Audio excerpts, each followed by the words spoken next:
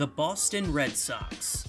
A team established in 1901 and originally named the Boston Americans, the name Red Sox was originally chosen by the at-the-time owner, John Taylor, after the 1907 season. Boston has an all-time record of 9,602 and 8,908, and have played at Fenway Park since 1912, which is the oldest active stadium in the MLB currently. The franchise has 10 division titles, along with 14 American League pennants and 9 World Series titles. The Red Sox are one of the most successful franchises in baseball history, which makes the question even more intriguing. Who made the all-time team? Starting off in the catcher position, we have the great Carlton Fisk. With Boston, Fisk was a 6-time All-Star, a Gold Glove Award winner, an AL Rookie of the Year in 1972, and a Silver Slugger in 1981. Fisk was inducted into the Baseball Hall of Fame in 2000, and in Boston he totaled a career .284 average, 162 home runs, 568 RBIs, 356 on-base percentage, 481 slugging, to give him a career OPS of 837 in 1,078 games. At the time, Carlton Fisk was known as a one-of-a-kind. He was one of the first legendary athletic catchers. The man would make plays that were way more advanced for his time. Hands down, Carlton Fisk is one of the greatest catchers in MLB history. Moving to first base, we have Big Papi David Ortiz. Yes, I know most recently he was a DH, but he played 14 years with Boston and was a 10-time All-Star, a 3-time World Series champion, a 7-time Silver Slugger, and a World Series MVP in 2013, and is guaranteed a first-ballot Hall of Famer. Ortiz in Boston totaled a career .290 average, 483 home runs, 1,530 RBIs, 386 on-base percentage, 570 slugging, to give him an OPS of 956 in 1,953 games. David Ortiz was one of the best power hitters of the 2000s and had one of the greatest careers by any first baseman in the 21st century. At second base, we have an old-timer, Bobby Doerr. Doerr played his entire 14-year career with the Red Sox and was inducted into the Baseball Hall of Fame in 1986. Doerr was a 9-time All-Star with the Red Sox and put up a career .288 average, 223 home runs, 1,247 RBIs, a 362 on base, 461 slugging, to give him an OPS of 823 in 1,865 games.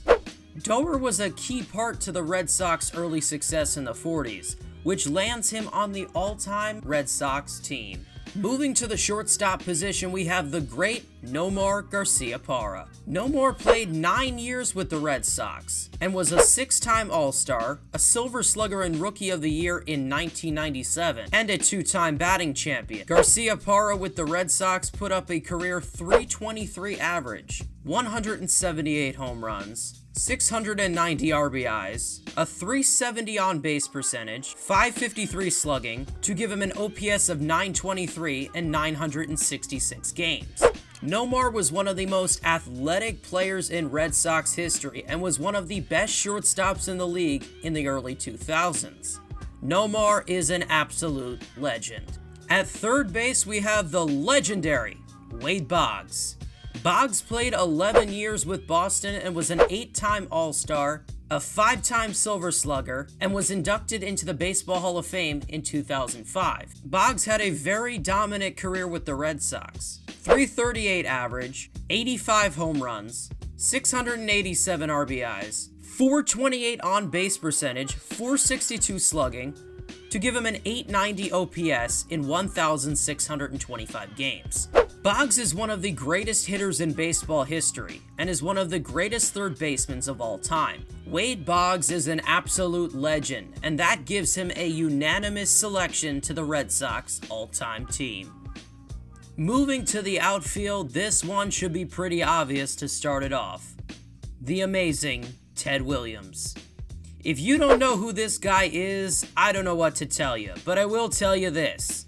Williams is a 19-time All-Star, a 2-time AL MVP, a 6-time batting champion, a 2-time Triple Crown winner, and was inducted into the Baseball Hall of Fame in 1966. Williams played his entire 19-year career on the Red Sox and put up an insane .344 average, 521 home runs, 1,839 RBIs, a .482 on-base percentage, a .634 slugging, to give him an incredible OPS of 1.116 in 2,292 games. Arguably, Ted Williams goes down as a top 10 MLB player of all time. There is no discussion. Ted Williams is a forever legend. Our second selection to the all-time team, we have yet another forever legend, Carl Yastrzemski. Yastrzemski played his entire 23-year career with the Red Sox and was an 18-time All-Star, a 7-time Gold Glove Award winner, a 3-time batting champion, an AL MVP, and a Triple Crown winner. Yastrzemski put up a career .285 average, 452 home runs, 1,844 RBIs, 379 on-base percentage, 462 slugging, to give him a career OPS of 841 in 3,308 games. Yastrzemski is one of the greatest hitters of all time and is an absolute legend. Yastrzemski is a unanimous pick for the Red Sox all-time team. Our final outfielder on the all-time team is the great Jim Rice. Rice is a very interesting story because he was always overlooked before his MVP season. If you don't know a lot about this guy, let me tell you about him. He's an 8-time All-Star, a 2-time Silver Slugger, an MVP in 1978 in his entire 16-year career with the Red Sox. Rice was then inducted into the Baseball Hall of Fame in 2009 and totaled a career .298 average, 382 home runs, 1,451 RBIs, 352 on base, 502 slugging, to give him an OPS of 804 in 2,089 games. Jim Rice was one of the best all-around players of the 70s and 80s, and his athleticism and skill put him over the top and on the all-time Red Sox team. Going to the pitching staff, we have the legend of Cy Young.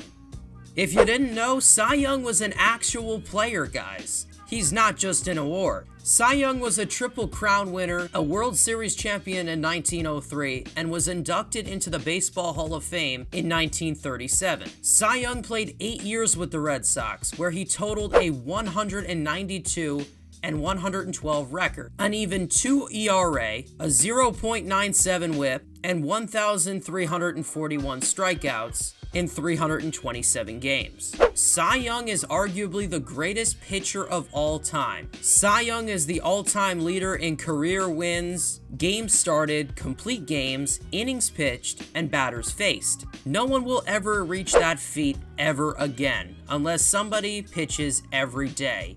And we all know that doesn't happen anymore. Cy Young is an absolute legend and was a complete unanimous pick for the Red Sox all-time team. Our second pitcher on the list is the great Roger Clemens. Yes, I said great. I don't care about the steroid allegations.